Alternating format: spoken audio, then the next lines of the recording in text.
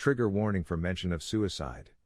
Stick around to meet Brian McFadden and learn how a small-town boy became an MTV VJ and a well-known television and radio personality. Hi, I'm Dennis Vanderginst. Join me in a series of entertaining and interesting conversations with entertaining and interesting people. We'll explore various aspects of the human experience and what makes life more fun. This is Uncommon Convos. Hi there, welcome to Uncommon Convos. I'm your host, Dennis Vanderginst, and before introducing today's guest, I'd like to remind you all, please take a moment to subscribe to, rate, and review Uncommon Convos on your favorite podcast platform. It's quick, it's easy, it's free, and we'd be so grateful if you would do that. By doing so, you'll always know when our next episode drops. Also, you can check out uncommonconvos.com and suggest other guests and watch this video or the video version of this and every other episode we have.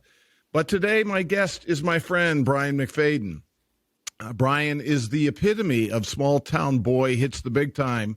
He has those Midwestern roots, hailing from Omaha, Nebraska. And then he spun his good looks, talent, and charm into a crazy, exciting career. He started off as a popular DJ in Minneapolis and New York, and then landed a gig with MTV, first as a news correspondent, and then transitioning into a VJ and occasional host for TRL and other MTV shows. In 2003, he went on to host Cupid on CBS, and he was the host of the first season of CW's Beauty and the Geek when it was on the WB network, I guess. The following year, he hosted WB's Superstar USA and then Beauty and the Geek. He hosted and produced for Al Gore's Current TV. In May 2011, he began hosting Seven Wonders of the Wall on MSN, and in 2012, he hosted Campus Insiders, which is a college football and basketball show. He added the Morning Express Bleacher Report in 2014. He joined KGW in Portland in 2015, hosting a couple of shows. I know, and then went back to his radio roots in December of 2020, back in Denver. He left there a few months ago, and now we're going to find out what he's up to at this point. Good Lord, Dennis. In addition, I want to mention this before I forget. He is the proud dad of Dane, who's the spitting image of this guy. Man, it is great to it's funny as I'm going through all this. It sounds like an obituary. Like you're reading my eulogy. Like a eulogy or something. Like, and he did all these things, and you know what? We miss him.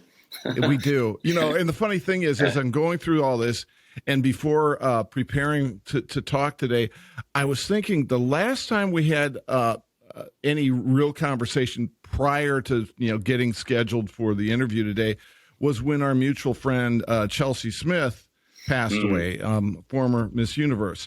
And at that time, I think you were still with KGW in Portland, but we're planning to move on.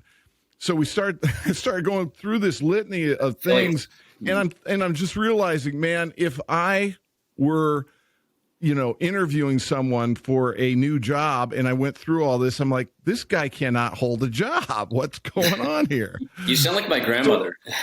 She's just like, and I'm like, you're in the entertainment business. It's so funny. It's like when you're out of a job, we're always out of a job. Right. It lasts for a minute, and it just depends on if it works for you. If it doesn't, then you kind of move on. But I've always been kind of like the utility guy because I've started out in radio. And then worked my way into TV, like MTV, and then from there just hosting a bunch of reality TV shows.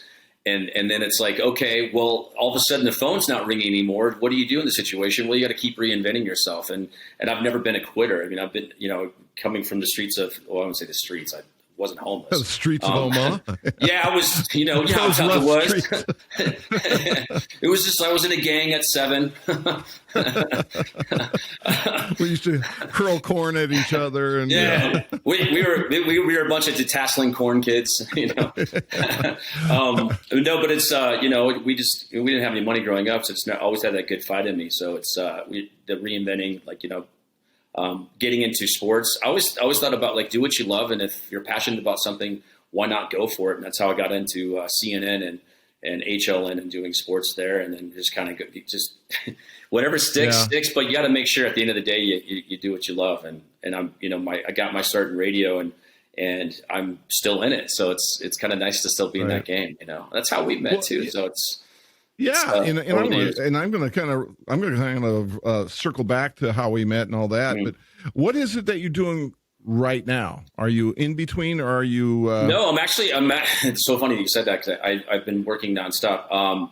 I can't say too much, but I'm going to Nashville. I'll be leaving here at the end of the week, and then I'll be gone for a couple of weeks. I'll be back in Denver, which is a great city. It's an awesome state too. But I'll be in Nashville, and you'll get to see what I'll be doing, and I'm sure I'll post about it, and you and I will be texting about it. But yeah. Well, I'm looking forward to it. I know, like I said when we talked. Oh, and I'm doing a movie too. We were doing a movie pre-COVID, and that got shut down. That's how I got back into radio, is because of COVID. It's crazy. We were filming a movie in Ramsey, New Jersey. It got shut down. I went back to Nebraska to stay with my girlfriend, and we kind of COVIDed together. It didn't last, but then I was just like, okay, well, what do you do in this situation? You go back to what you know and what you love, and radio was it, and that's how I got to Denver. Gotcha. And it's funny how COVID has had that impact on a lot of budding relationships and had been long-lasting relationships. It's a silver lining, man. I thank God every day. As long as you got your family nearby, I got my son with me, so it's all good. Yeah, for sure.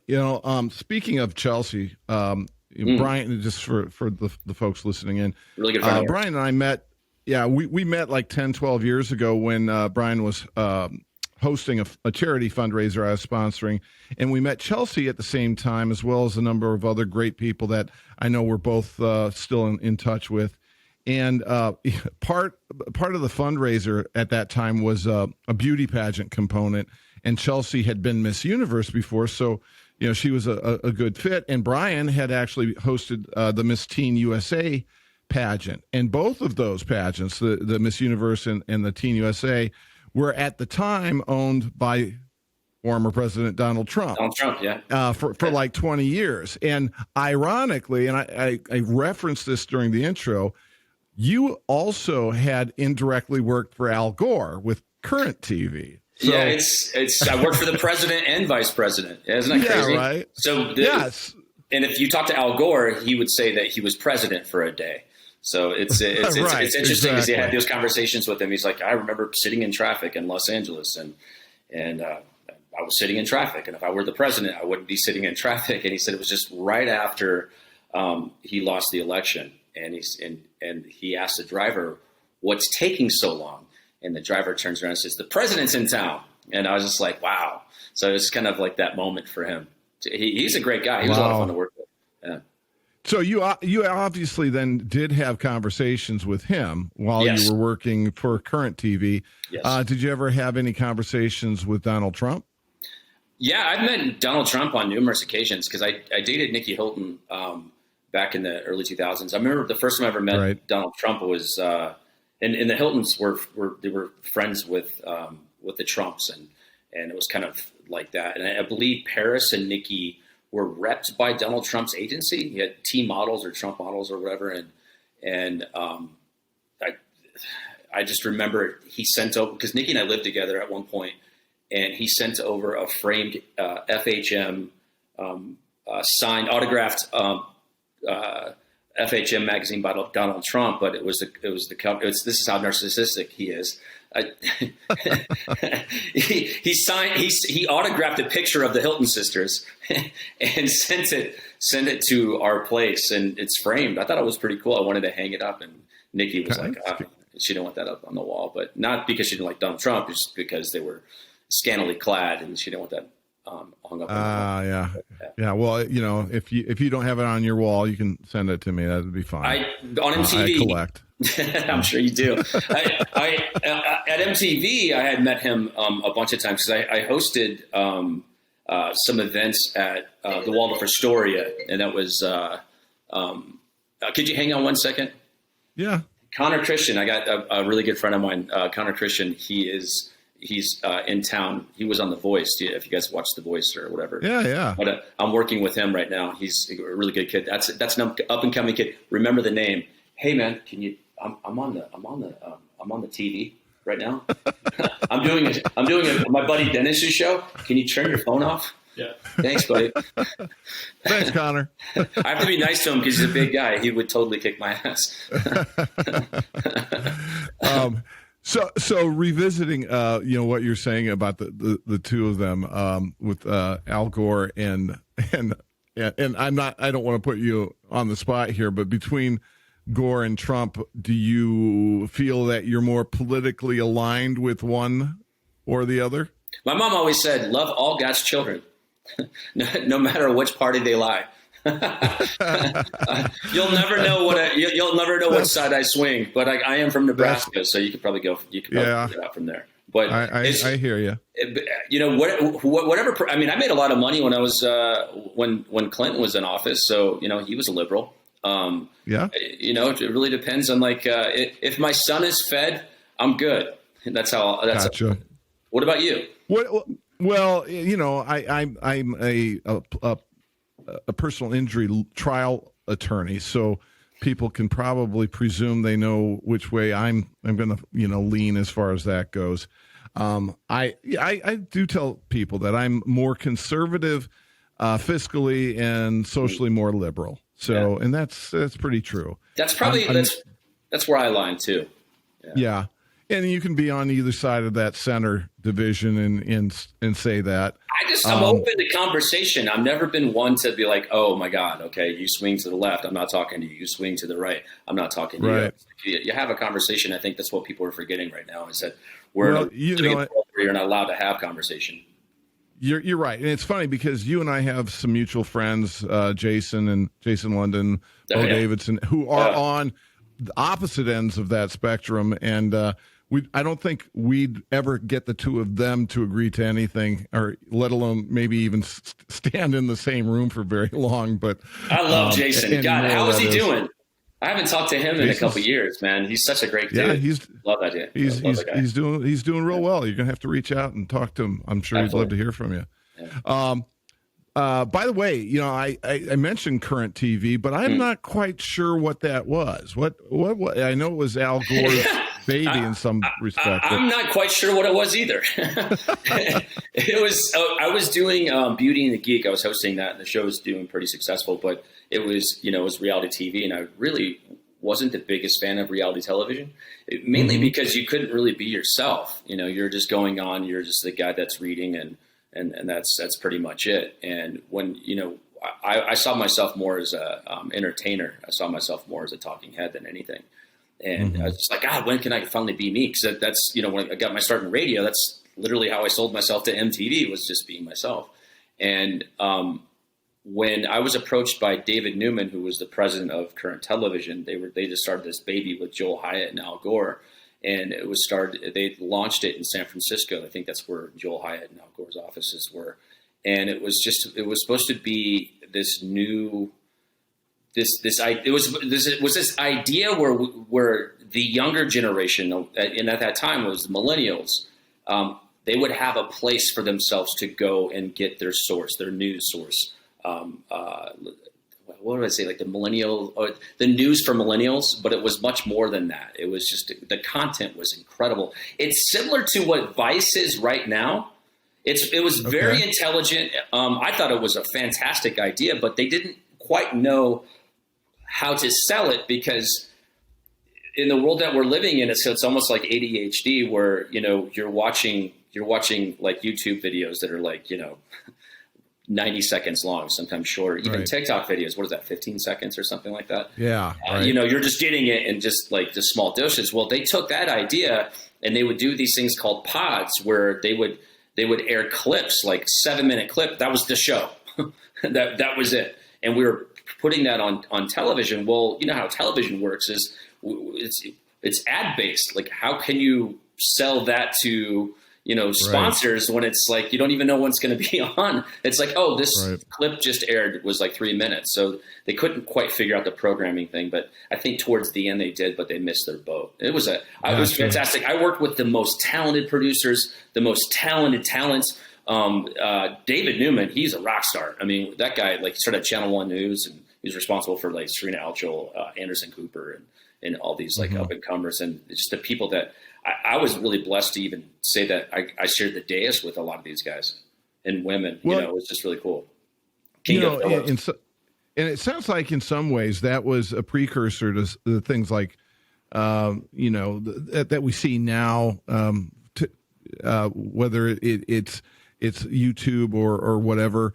And it's funny because wasn't it Al Gore who claimed to have invented the internet to begin with? So what do you mean claims? What do you mean, Dennis? You can't see. But I got a mural of Al Gore on my wall, and it says "Inventor of the Internet." Exactly. So, what kind of if he were like a teenage kid, just that kid, like he was a freshman in college or something, like look at his resume. Can you imagine that? He's sitting down. Wouldn't you want that guy to date your daughter? Academy Award winner. I think the only thing he doesn't have is a Tony. It's just like, oh, sure, please come on in. and a presidency, but again, maybe for a day, but yeah. Hey, before we get too far ahead of ourselves, though, I think it'd be good for some of the folks who are listening to get a better sense of who you are and where you came from. I mean, we talked about you coming from Omaha, and of course, you and I have those Midwestern roots in common. We've talked sports, we've talked about a lot of that over the years, but tell us what it was like growing up in Omaha. And how was it that, you developed this dream to work in the entertainment industry? I mean, that's not exactly something, it's not exactly a foregone conclusion you're going into entertainment from Nebraska. Well, Dennis, when I was a little kid, I used to think I was going to Harvard. I was going to be an attorney. I was going to be that guy. You probably know him, Dennis Vanderginst. It was on every billboard in the Quad Cities. You're like, oh, him. I remember sitting next to I remember flying from, I think it was in LA, and I was flying to Iowa to hang out with you for a weekend. And I was telling this guy like where I was going. It was like you were having some big event because you always do. And the guy just like, oh, him. And I was just like, oh. It was more of like he was jealous of the fact that you had a name and notoriety in town. I mean, you're an attorney. What do they call them? Ambulance chasers? Yes, exactly. Thank you for bringing that up. But if anyone gets a chance to hang out with Dennis Vanderginst, you got to. I mean, you're probably one of the best people I know. Nicest guy ever, too. But I appreciate that. That's definitely a Midwest in you, and that's why we vibe so well. It's you're a good time and a straight shooter, and I appreciate. And likewise, that. I feel the same way.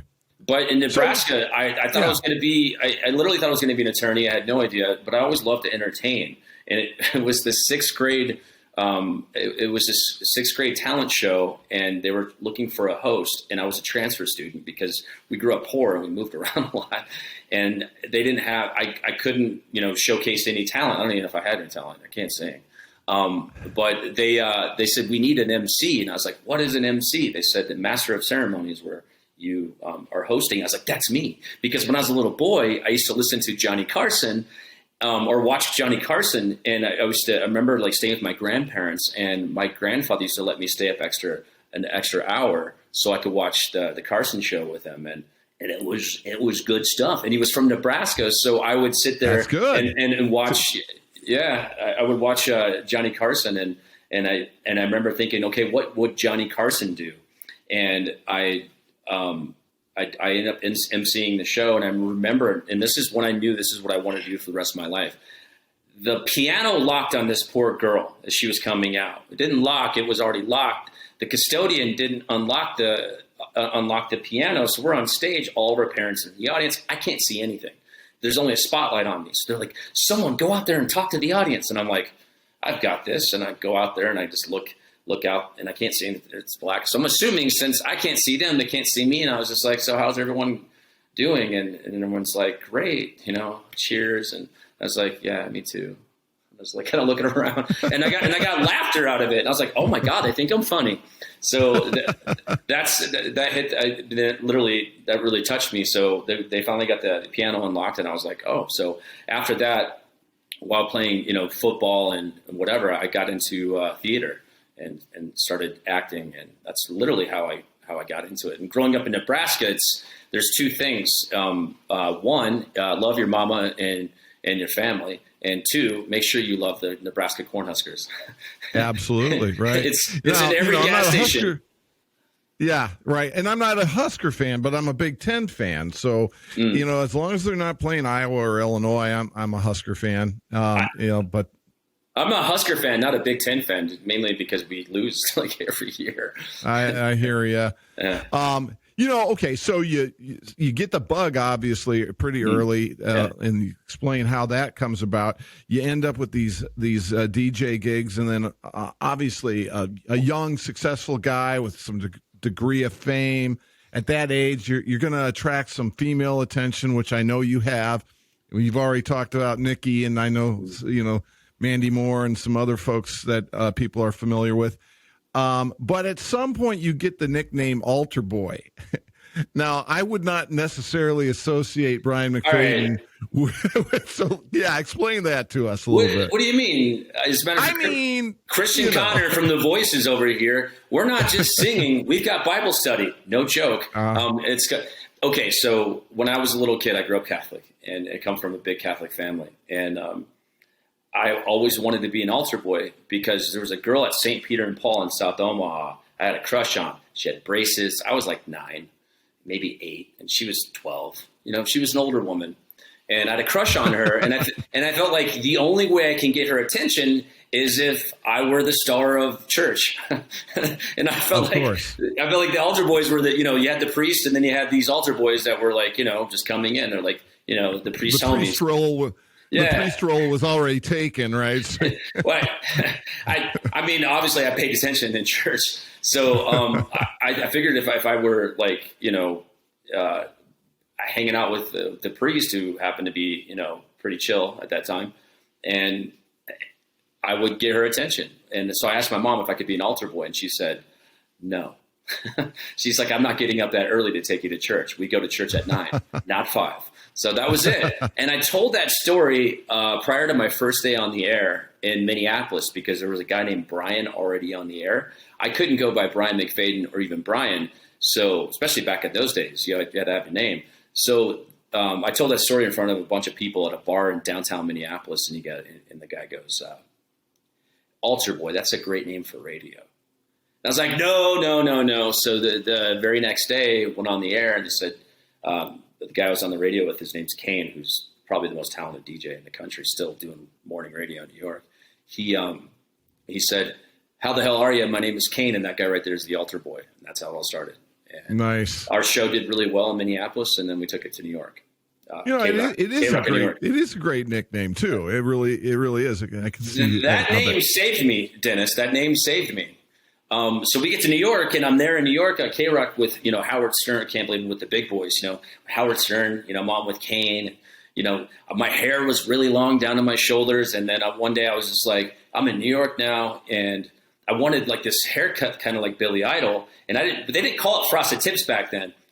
So right. It was like, so in 1997, I had really long hair, and I went in, I went into this place called Mudhoney, which was in Soho, and I got this haircut. This is like angry gay guy, and his name's Michael. Awesome guy, but he was just like angry, and he was kind of scared because he was a rock and roll guy, right? And he's just like, he goes, why are you sad? Because I was cutting my hair off, and it was like a big deal, you had long hair, and I go, I'm just, he goes, I'm gonna cut it, and don't tell me what you want. Like he was like just. Angry, like the soup Nazi. He was the guy that was just cutting my hair. So you like it or not, you're sitting in my chair and paying over a couple $100 for a haircut. So he cuts my hair, and it was all spiky and it was all frosted, and I was like, oh my god, that's a good look. And I kept that going into MTV. But once I got to MTV, it was I thought it was a joke. I was asked to audition for a show called Web Riot, which was the very first interactive game show in 1998. And I went in to audition, and the guy that I talked to, his name is Rod Asa. He's the guy that brought in the Osbournes. He was a director of talent at MTV at that time, and he was doing the auditions. Well, he knew me as Altar Boy, so I was going into MTV as Brian McFadden, and they almost didn't call for me because Brian McFadden wasn't on the list. And I go, so as I'm leaving and they were closing up shop, I go, can you check to see if Altar Boy's on that list? And sure enough, Altar Boy was on that list. And That's funny. And that was the last time I was altar boy. It was like literally got the gig that day. So how was it, by the way, that you got that MTV came a calling, and how did that all evolve with MTV? It was so I had been on K-Rock for a couple of years, and I didn't know where I was going, but MTV was kind of accidental. But I always had this feeling that I was going to. That was a place for me. I grew up idolizing MTV. I thought it was the coolest thing to be able to watch music. I've always been the biggest fan of music, especially rock. And at that time, it was like it was a weird transition for rock music. We went from grunge era to they were trying to figure out if it was going to be glam rock or whatever. Rock always kind of goes in those weird waves. And it was right when right when the Spice Girls and Hanson and this bubblegum pop, I called it the bubblegum pop era. Sure. They were in, and it was like this rap rock with like the Limp Bizkits, the Corns, and like whatever. And that's what I was used to selling at K-Rock. And when they had me come in, it was the beginning of the boy band era. And it was like NSYNC and Backstreet Boys and 98 Degrees and BB Mac and all these O-Town and Britney Spears and Christina Aguilera and Mandy Moore and Willa Ford and like just all these. It was an awesome time for music. And if you say you don't like the music, there's something wrong with you because it's so damn fun. I listen to it now. We're talking 20 plus years later, and my son will be like, "Dude, what are you listening to? What's going on?" Yeah, I hear. And I'm like, "It's you don't like that?" And he's like, "No, turn it up." Nice. Yeah, but yeah, it's it was kind of a weird transition. And when I got there, I felt like all my dreams come true. I remember when I was told that I got the gig, I remember just crying the happiest tears of my life because I remember calling my mom just because the way I grew up and she kind of knew that's where I wanted to be. And just my whole life started to change. And then from my first year on MTV, which was December 15th, 1999 was the very first time I started doing MTV News, which was 10 of the hour, every hour. Hi, I'm Brian McFadden with MTV News. That's the news for now. Stay tuned for more news at 10 of the hour, every hour right here on MTV. I thought that was the coolest thing because you had Kurt Loder and Serena Altschul and John Norris and Chris Connolly. And it was like, I think it was like Tabitha Soren. And it was like MTV News was it was such a big part of our lives, like growing up, that I was like, I can't believe I'm in the elevator right now with Kurt Loder and we're about to go to the same meeting. And, right. Yeah. It was so surreal. And you did a lot of different gigs while you were there too, right? I mean, you did some other hosting and TRL for a bit. And... I did MTV News for a year, and then I got pulled from that to host TRL and just do all the spring breaks. And it was kind of like going from MTV News to MTV Production, which was like all the fun shows. And it was at that time. Honestly, if I would say MTV News, maybe I'd still be there. But it was it was such a great time for not only music but for television.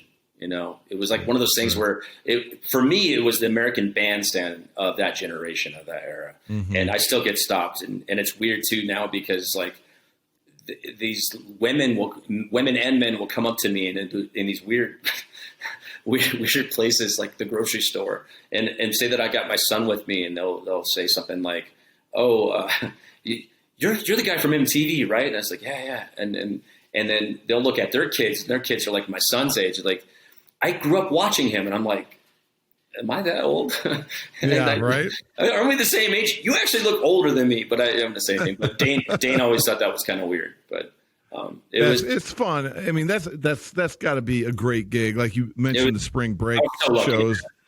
God. That's crazy. You're getting paid to still be a kid. And everyone at MTV was your age. It was like the producers were your age. It was like going to, it's like you finish college and then you go to grad school. And if you're done with grad school, they're like, "Oh, here you go to MTV."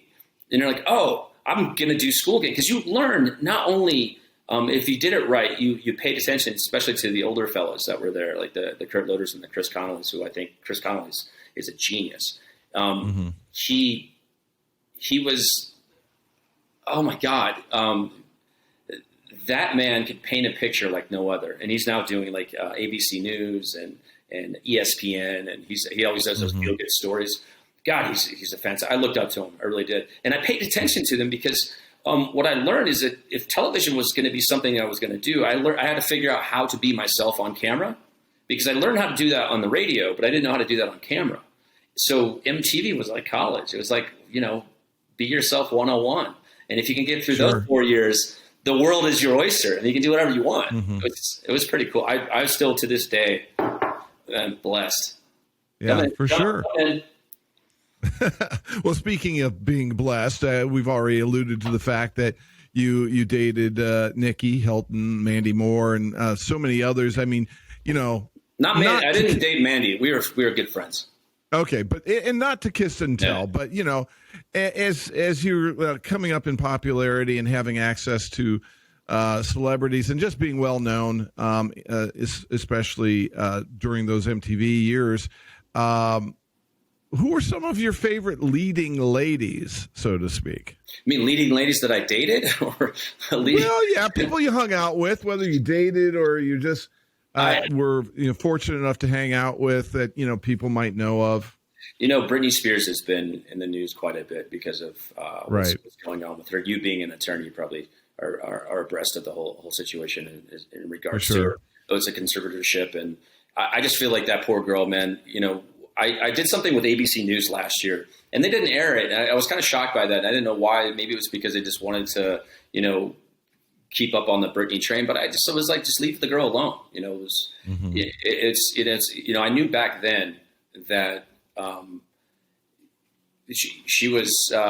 what a fantastic girl she is too. By the way, small town Kenton, Louisiana girl who was thrown into the spotlight at a very young age, and I always felt like, God, just let her be a kid. She's 18 years old. And when we hung out, it was great without the cameras and not have we could actually go out and have fun and be with friends and, and not have the worries of someone coming and going, this is not your, you're not supposed to be doing this. You're supposed to be this good girl. Well, she's 18. Let her do what she wants. Sure. And I felt like that that carried over to the latter years of her life. And when you're constantly under the microscope like she was, and just it broke my heart. She was one of my favorite people. I feel like I've met so many people, but my absolute favorite moment was when I met Robin Williams, and I hosted the Tribeca Film Festival years ago in Tribeca. And it was great because the Counting Crows performed, and you had Robin Williams. It was just the who's who was there. I mean, it was one of the coolest things ever. And I got to be the host, and there was thousands, tens of thousands of people in the crowd, and it was being filmed. And I had no idea that Robin Williams, Billy Crystal, and Whoopi Goldberg were going to be there, and they were going to do a set. And they went on. They did their remember they used to do the comic relief for the homeless people, and I was just and I was with my girlfriend at the time, and we were backstage, and I told her, I was like, if you see Robin Williams alone, I hate to be a fangirl, but I'm going to. And back in those days, you had the digital cameras, but they were big bricks. So I was carrying around the disposable cameras. You know what I'm talking about? Oh yeah. So sure. the yellow or orange little disposables. Yeah. Maybe you cut someone's head off. Maybe you don't. You hope your selfie turned out. Right. And so I told Nikki, I was like, I handed her the camera. I was like, if you get us, just start taking pictures. I don't care how many are in there. And we had 3 or 4 of them. And he gets off stage. I introduced them. Gets off stage, and man, it's gonna make me cry. And he beelines towards the to the porta potty. I mean, first of all, if you've ever met Robin Williams, he was God, I miss him so much. He was a guy who was hairy as can be. He was just this. He was like a Sasquatch. He had hair everywhere, and he sweated like no other. And plus, this was the summertime. This was outside, and he's backstage and he's going to the porta potty, and I'm like, Nikki, this is my moment. So he goes to the bathroom and he comes out, and I'm just standing there with my frosted tips, and my girlfriend's standing behind me, and I go up to him. I go, Mr. Williams, my name is Brian McFadden. I introduced you. I got the biggest fan of yours, and I've always wanted to meet you. Can I shake your hand? And he goes, sure. I just had my hand on my dick. And he puts his. So I love that. And I remember, it didn't even faze me. I was just like, yes. No, but I didn't even do that. I was just like, I'll never wash in this hand again. And I remember like after, like Nikki was like, oh, you wash that hand. I'm like, so Robin Williams, he has his hand on his dick hand. Like, but it's, God, I miss him. I loved him. He was so nice and gentle, and everybody that he ever met, he was just so, yeah. What can you say? That's, if there's a moment in my entire career, you know, outside of getting the phone call from when you got in TV, I think that was like my big starstruck moment. That's very cool. I actually, believe it or not, I actually met Robin Williams in an airport. I mean, it was something like Burlington, Vermont, the most bizarre place. And oh wow! Yeah. I know. And I there weren't that many people, you know, at the gate where I was at, and I noticed this guy, and I kept looking at him, and he saw me looking at him, and he's like, yes, it's me, you know, type of thing. He was very cool. But, you know, the fact that you bring him up, and by the way, you did a very nice Robin Williams, and you did a very nice Johnny Carson earlier. And I have to mention now before I forget, that Brian does some great impersonations. I know Casey Kasem is a good one. We're going to have you do as well in a moment. But before I lose track here, I wanted to mention that, you know, I referenced Chelsea, our friend Chelsea Smith, who passed away. Mm-hmm. One of our other mutual friends from when we first met was Gia Allman from the Bachelor franchise. And unfortunately, Gia took her life a few years ago. Very unfortunate. And, you know, mentioning Robin Williams and you know, of course, knowing how tragically he left us, that raises an interesting question that I've had this discussion with other people. You know, the fact that you're in the entertainment industry, as was Robin and Gia, and you hear so many times the people in that industry who suffer from depression, who either think about suicide or commit suicide. What do you feel that there's a fair concern specifically about the entertainment industry when it comes to those things? And if so, why is that? Is it because you get rejected so frequently? That's a great question. And I didn't know, and I didn't really understand depression until I became depressed. It was right when I moved to Portland, Oregon. I was going through a really bad breakup and moving to a new city. And I never felt anxiety before. I was always able to handle it. And then I finally understood what that was about, because I struggled through it for about a year. I mean, I was it was at that point where I needed help and I didn't know what to do. I was like, okay, 1, don't drink. 2, you know, seek some sort of counseling, get some help. Yeah. And I think a lot of it has to do with just like the smoking mirror, especially in the entertainment business. You don't want people to think that you're down. I mean, one of the first questions you ask me is like, what are you doing now? You know, right. And it's interesting because I've been in this industry for a long time. It's like, you're always doing if you're in the industry, you're always doing something. It's just, you know, people just don't know about it. But at the same time, like you're constantly having to prove that you're worth it, you know? Worthy? Yeah. Worthy. Yeah. And I think, you know, those expectations, if you start letting yourself down, then you start becoming depressed. I just know that it's so rampant in the entertainment business, especially. Mm-hmm. Yeah, it's tough. It's when Gia died, that really hurt me because I had met her. I only knew her like briefly, and she was a sweet girl. And I remember I said something about her that was taken out of text, and it really bothered me too, because I was just like, you know, when I met her, I felt like she was a girl that was wanting the attention, wanting the love, and there was something behind that. And I wanted to get to know her a little bit more. And I didn't because obviously we were doing an event there, and that was kind of it. Mm-hmm. And plus, you and I, we don't have to go into this story, but we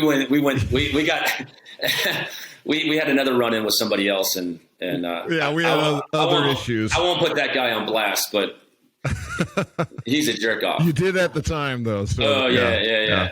He knows who we're talking about. Yeah. He totally does. What a tool. But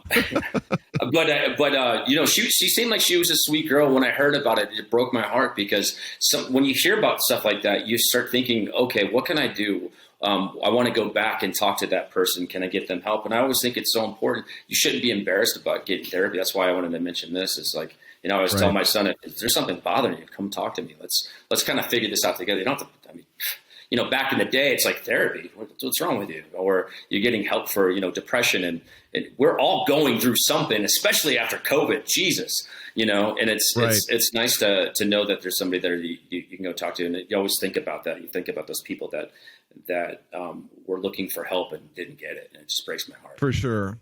Yeah. I mean, we had Jessie Suladis, I love her. The Bachelor.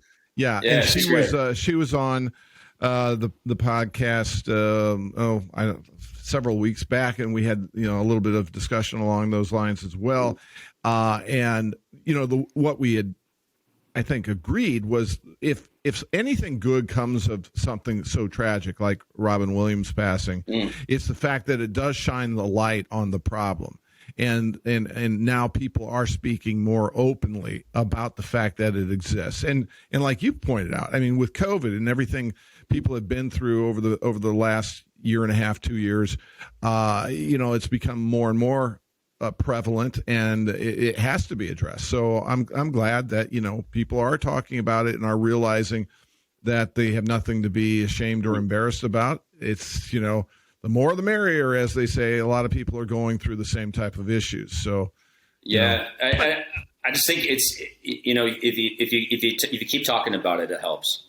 I wholeheartedly believe that, and you get through it. And I think if I didn't go through what I went through in Portland, COVID would have been a whole hell of an experience. I mean, yeah. Right. Yeah. Well, it's like therapy here. Yeah, I know. I'm like, okay, let's move on to something a little cheerier.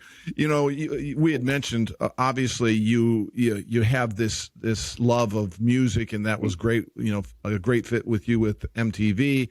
But you've also done, the reality gigs, like you mentioned, and some sports related gigs too. So, first of all, I guess, do you have a favorite genre within the industry? And then I want to talk about some of these experiences you've had with some of the different shows and whatnot. In the music industry, or favorite thing that I've done? In the entertainment industry. For instance, you've done Cupid and Beauty and the Geek, and you've done the sports shows.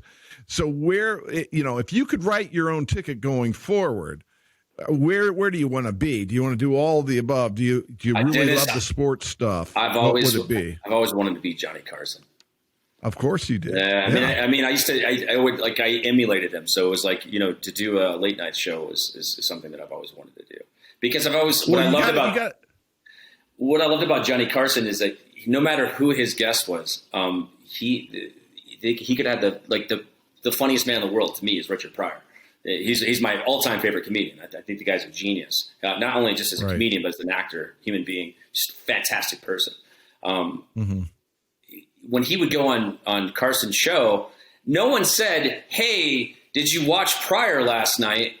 No, they said, "Did you watch Carson last night? He had Pryor on." God, it was hilarious. It just made, you know what I mean? It's just, that's, I've always admired that. I feel like a lot of the hosts kind of forget that today. It's, it's all about me. But make it about. So now you've got, I think you've got to do some Johnny Carson interviewing Casey Kasem and Matthew McConaughey. What? Oh man, you got that one good. I'm putting. Wait, hang on a second. I tell you, what Casey Kasem was. God, it's interesting too, because I met his daughter, Carrie. She's another great talent. Casey Kasem was somebody that I remember working in high school at the Gap, and on Sundays was denim day, because it was a big sales day for everyone, and you had to go in early to fold the denim and get everything all ready. And as I was driving to work every Sunday, I would listen to Casey Kasem, and I was like, God, that's such a crazy voice. I never listened to it. And you hear this, he's like, "This next song and dedication goes out to," and he writes, "Dear Casey, I'm 7 years old and I lost my dog. Can you play a song that would mean so much?" You hear this, and all of a sudden you get chills. You're like, and then someone died, and you're like, "Oh my God, Casey, bring it back." Well, here's a song and dedicate. You hear all this. That's perfect. Yeah. And then the Matthew McConaughey thing was just, I think we both have that same kind of voice, and it was just easier to do his voice a little bit. Just kind of have that little bit of laziness to your vocals.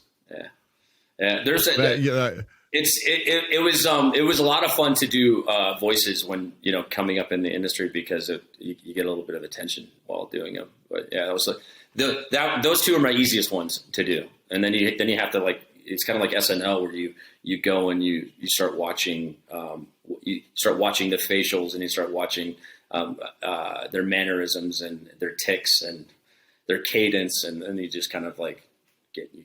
Yeah. Well, you know, given that you can do that, you have such a natural ability with impressions, for instance, and you're a funny guy in general. Have you ever given any thought to doing stand up, or have you even done stand up? One of my best friends, Brian Krause, he's got a podcast, and he just started. He's an attorney as well. We've been friends for the longest time. He's like a big brother. He's just a fantastic dude. He always thought that's what I should get myself into. I have to, I mean, you know, especially at my age, you know, 25, it sounds like a great time. I'm scared to death to get on stage and to do stand up, to let everyone, like, because when you say you're a comedian, you're a stand up, you're getting on stage saying, hey, I'm funny, look at me and listen to what I have to say. That's scary, you know, and these guys like the Joe Rogans and the Dave Chappelles and those guys, tip my hat off to those guys.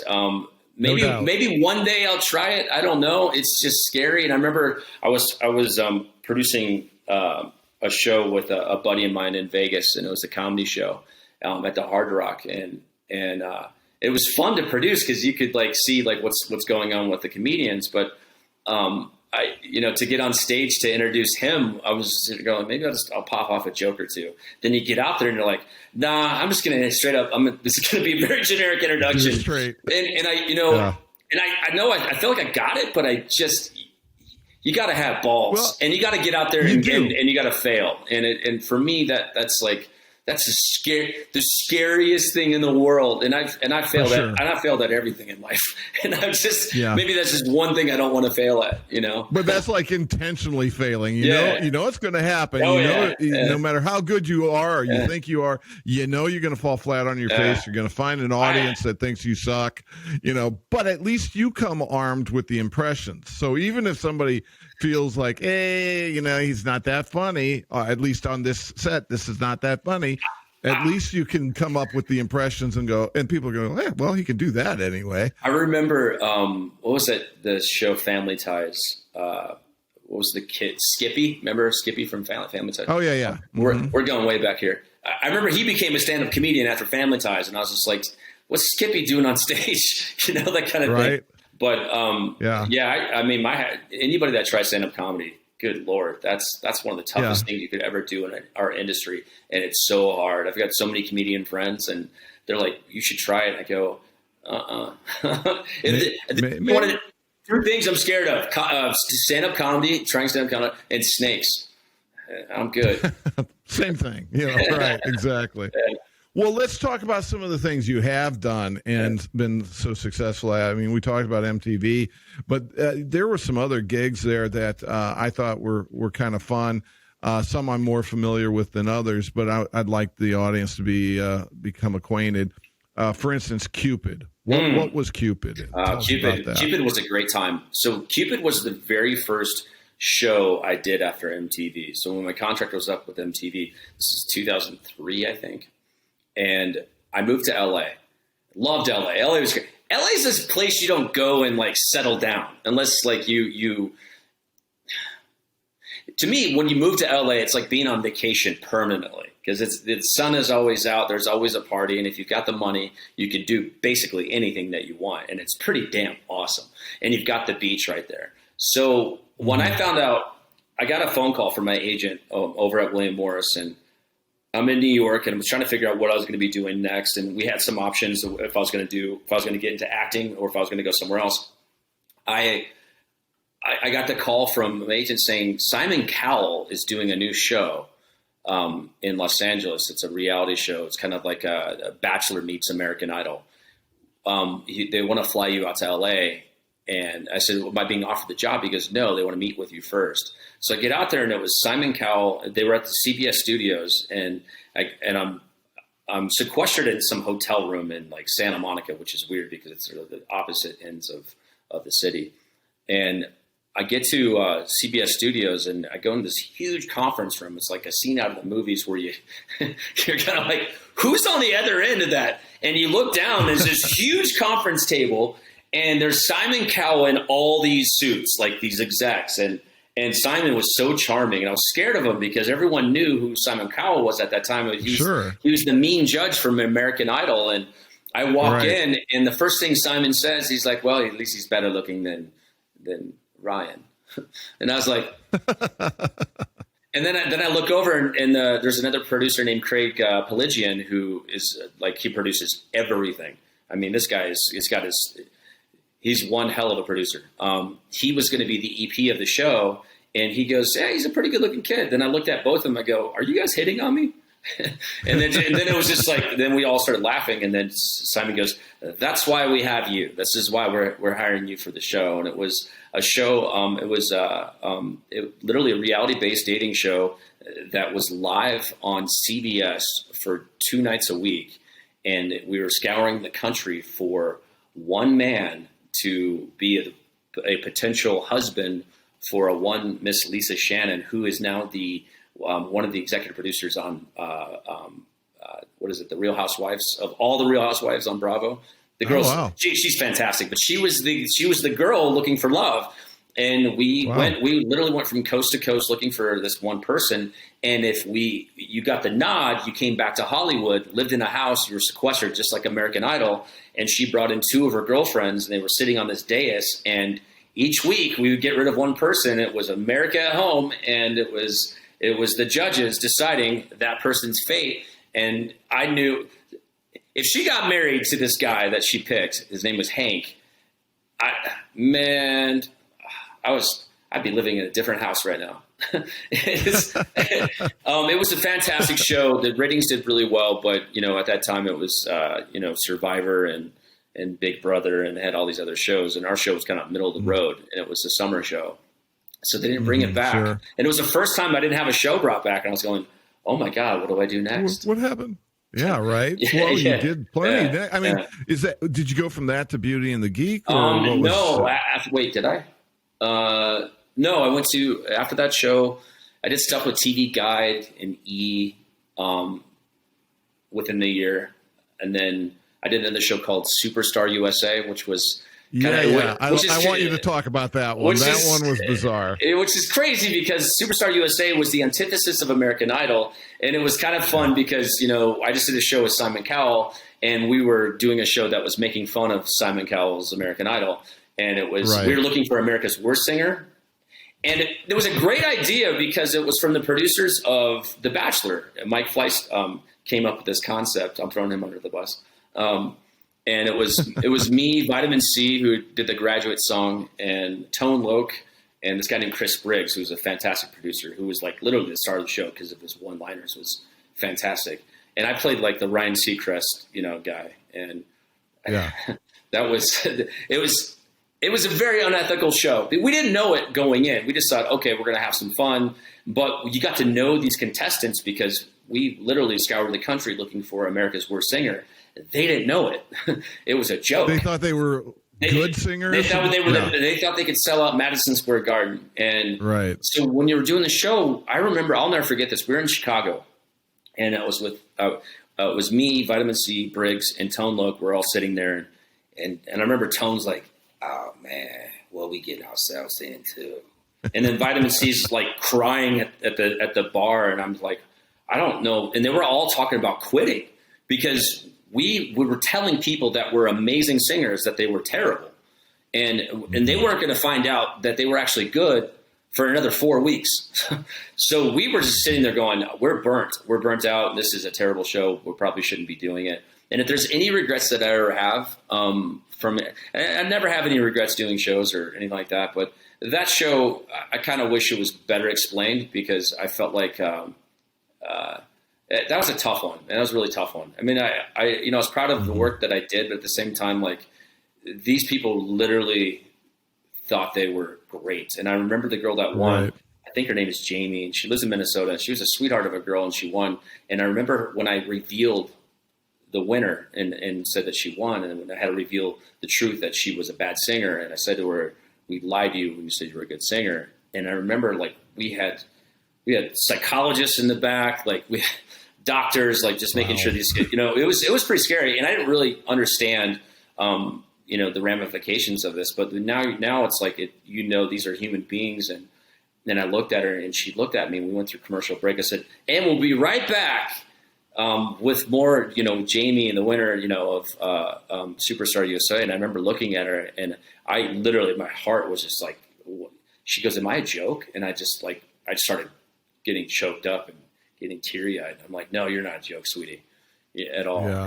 And I think we ended up giving her more money because we just, and then we're now friends on Facebook. We've been friends for years on Facebook and we reach out to each other every once in a while. So what a sweetheart of a girl. And just a class act too. And I guess that circles back to the issue of depression in the entertainment industry. Oh, yeah. Yeah, that could certainly have something to do with that. But I mean, all honesty, there were some. It's basically like putting the American Idol contestants, the auditioning process when the really bad singers. You know, those are always the fun auditions to watch, the bad ones. Well, right, it's like putting them on stage and going, okay, this is the best of the worst. You know, how about it? Yeah, exactly. Yeah. But that was that show, and then the Beauty and the Geek. Beauty and the Geek, yeah, which you did for one season, but it lasted a couple seasons. Well, right? Yeah, I got fired from that show. Why was that? Well, they said and there was no reason for it. I ended up dating one of the girls from the show, and it was well after the show. But the truth to be told, what I found out later from there's a fly in here. What I found out later from one of the producers and one of the television execs, who actually was one of the big men on campus, he told me that the EP wanted to host the show, and they were trying to find ways to get rid of me, and didn't want me there to begin with, but the network did. And so I was kind of already on thin ice. So I was dating a girl from Missouri, and she was on the show, and her name is Mindy. She's a fantastic girl, lovely family. We dated I think it was 6 or 7 months after the show aired, and then we had the reunion. So I was like, okay, I think it's plenty of time to ask her out. And I had the biggest crush on her. So I asked her out. We started dating, and we were seen in St. Louis, and we were out at dinner, and there was an item in the press that we were seen together. And then the studio, I remember getting a phone call from my manager going, they're not going to renew your contract. And I was just like, that's bullshit. So I kind of knew why, but we were just like a normal couple. And there was she didn't win the show or anything like that, but it was, yeah. But that was a fun show. It was kind of interesting too, because I remember Ashton Kutcher was one of the producers. And he was married to Demi Moore at the time. And I remember she used to always come on set and she'd bring him lunch. I was like, this is so weird. Nice. Demi Moore, my crush from my childhood, is here. But and the cool thing is my son, he got to hang out on set, and the person that wanted to host a show, he would play with his son on set. And I was just like, okay. Well, since we're talking about, I'm not bitter about it. It's just, it is what it is. But. Yeah, no, not at all. No, but tell us what it's like to be a dad. Like I said, Dane. First of all, it looks like your spitting image, and from what I can tell, when we've talked and when some of the posts I see on Facebook and whatnot, he seems to have very similar taste and personality, and could be definitely in for trouble, or at least he's a good. Okay, so my son is 19 now; he'll be 20 next month, and that's crazy. He goes to school at Miami, Ohio. Just a great student, and. So he hits me up a couple months ago and he goes, Dad, he goes, well, it was actually right after Easter. He goes, my next visit, he started seeing this girl, and he goes, do you think I could bring my girlfriend out? And I was like, sure. And I thought, they're kids, they're not going to still be dating. So last month he called me up and he goes, yeah, she's going to come. I'm like, okay, I'll get your tickets. And they just left. So it was interesting too, because it was the first time that you had, it was my son under the same roof with another girl. And I was just like, oh my God, he's an adult now. and this is going to be my future. It's real. She was a lovely girl. They were great, and I was very blessed because I had Pops here, and I had my son, and we all had like a huge Father's Day weekend. Went to he wanted to go to Golden, Colorado, so you could see the Coors plant. This is when you know your kid's getting too old, but he's such a gentleman, man. But yeah, just like you said, he's got that look in his eye. Oh God, Dennis, save me. let me send him out to clerk for you for like. Yeah, right. Yeah. Well, hey, what goes around comes around. So you gave it, now you got to take it, right, brother? I'm thinking next year for his junior year, I'm just going to send him to Iowa to hang out with Uncle Dennis. No, come on, bring him over. I've hung out with you. That's probably not a good idea. Hey, he's welcome anytime, as are you, and you know that. I love you, brother. Hey, one of the things I like to explore with someone who's had some degree of success, especially in this industry, is what it is that what kind of advice would you give to someone else who's looking to achieve some degree of success? Have you had certain mentors or influences that you think they should emulate? Are there books? Networking seems to be a common theme with some of the folks. Yeah, networking is huge. I think the kid I mentioned to you twice because I'm plugging him because I think he's going to be a huge star, Connor Christian.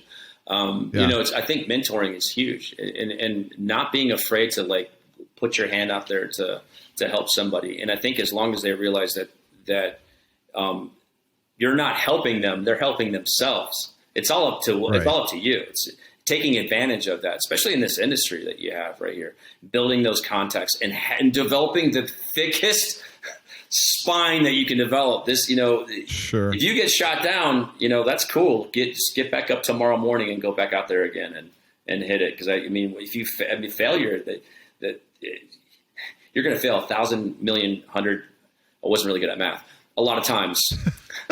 But yeah, just get back up there and just like taking advantage of those contacts that you have and developing those relationships, because those people will always be part of your life.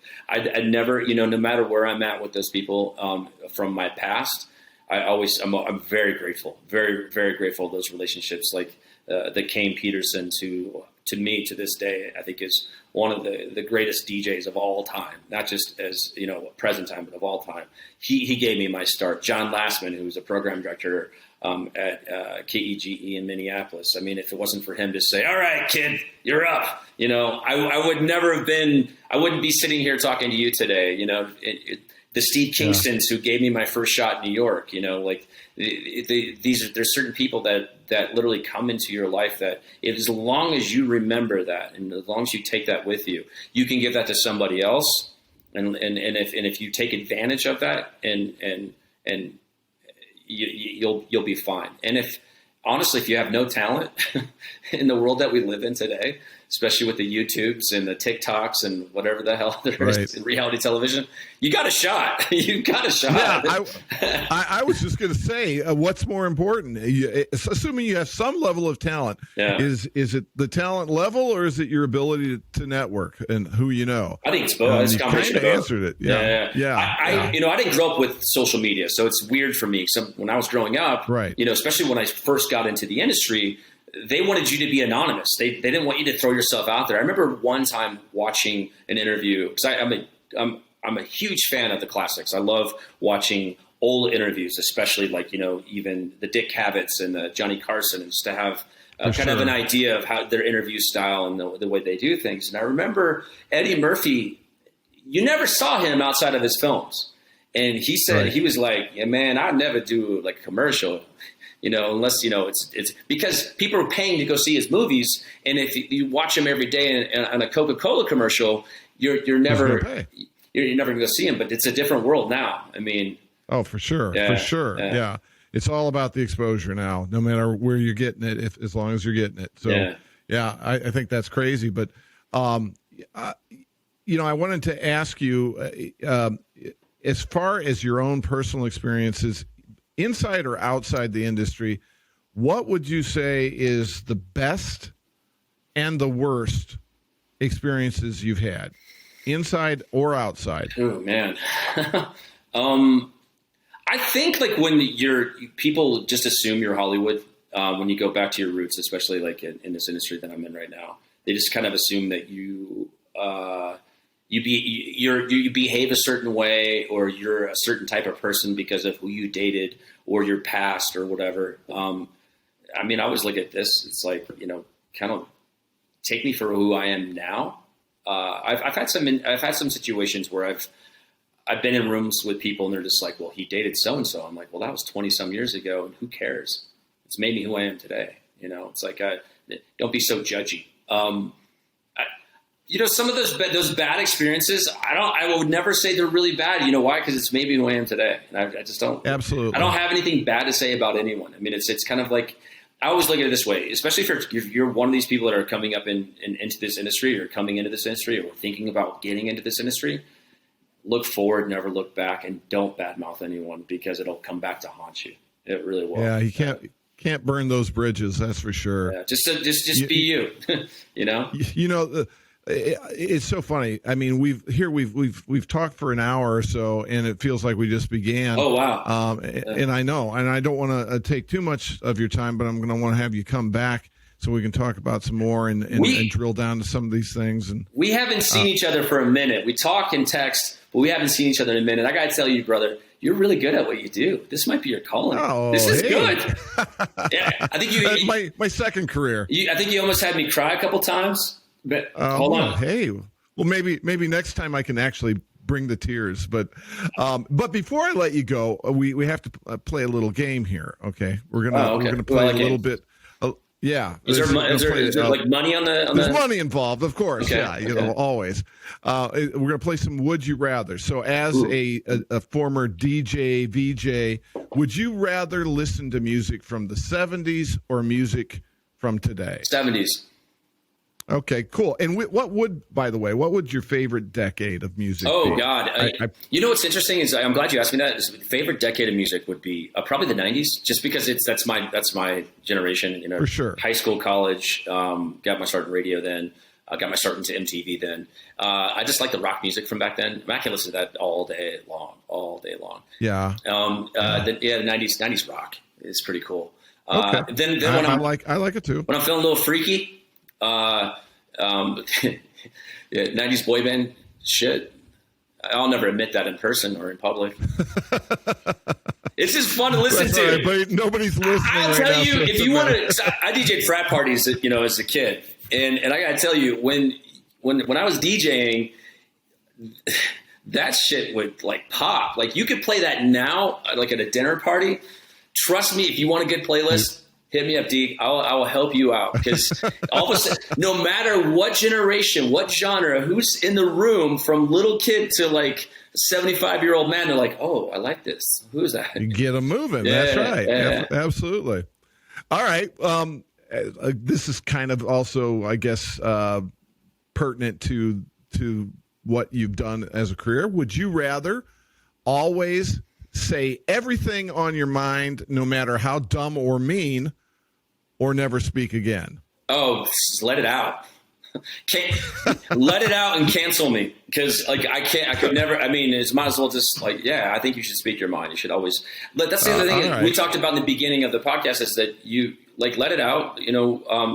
You shouldn't be scolded for how you feel inside, unless you're a complete asshole or a racist or whatever. But like, if you have a difference of opinion, whether it be, politics or whatever it is you're into, like, sure, talk it out, man. That's the best part. Having a conversation, being open to the conversation is great. The cancel culture thing is ridiculous. I agree. All right. So would you rather be the smartest person in the room or the most popular? Smartest or most popular? How old am I at this time?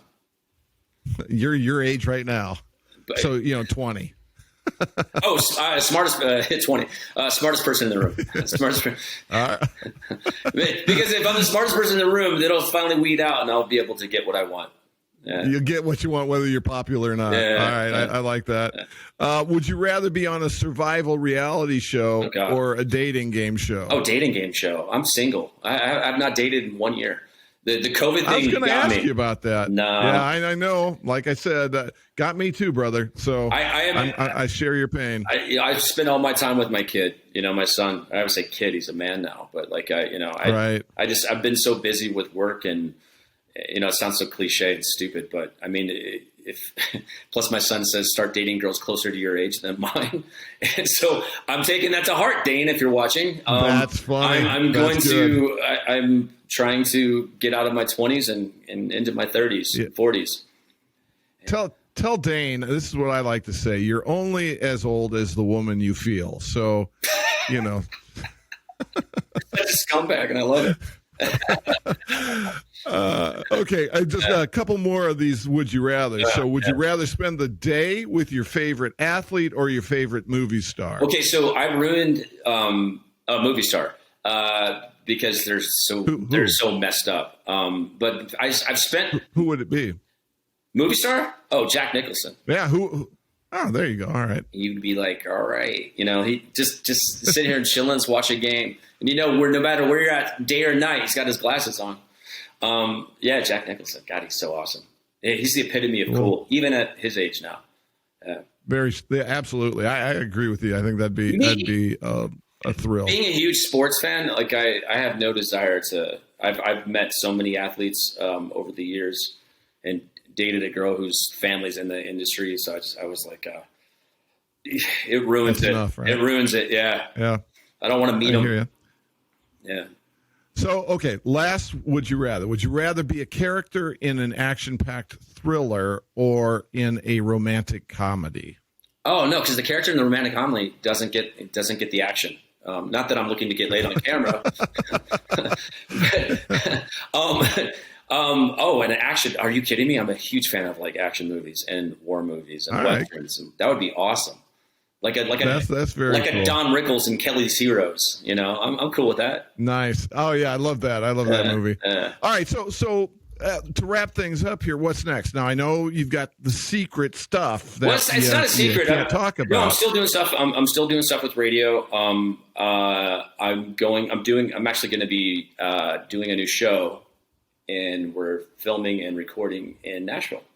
But I can't say what it is. I don't understand those rules. I hear you. Yeah. And it's something that I created. That I created, which I'm really proud of. And looking forward to that, like getting there. And I love the South more than anyone. I mean, it's going to be nice just to go there and be there for a minute. But I'll be back in Denver shortly after, which is pretty cool. Well, then that's great. I have to go to New York too. So it'll be the second time during COVID, post-COVID, that I've been back to New York. So it'd be nice to see old friends. But I got to see you too at some point.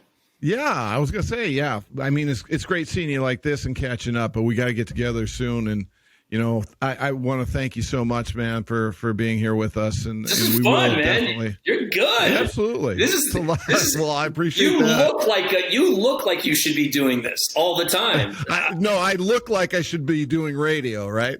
Got a face for radio. No, you're like one of the most handsome guys I know. You're too much. Well, anyway, thanks again so much, brother. And we're gonna definitely have you back soon. And in the meantime, I want to thank the rest of you for joining us today. Don't forget, please get on and subscribe to Uncommon Convos. It's free and it's easy. So check us out. Make sure if you want to see the video version of this episode, go to uncommonconvos.com. Also, check out our other podcasts, Legal Squeaks, to learn about legal and consumer issues which might impact your daily life. You can also reach out, let us know anybody else you'd like to have us talk to, or on Legal Squeaks, any topics you'd like us to discuss as far as legal issues. Join us next week, and in the meantime, have a great day, stay safe, and I love you all.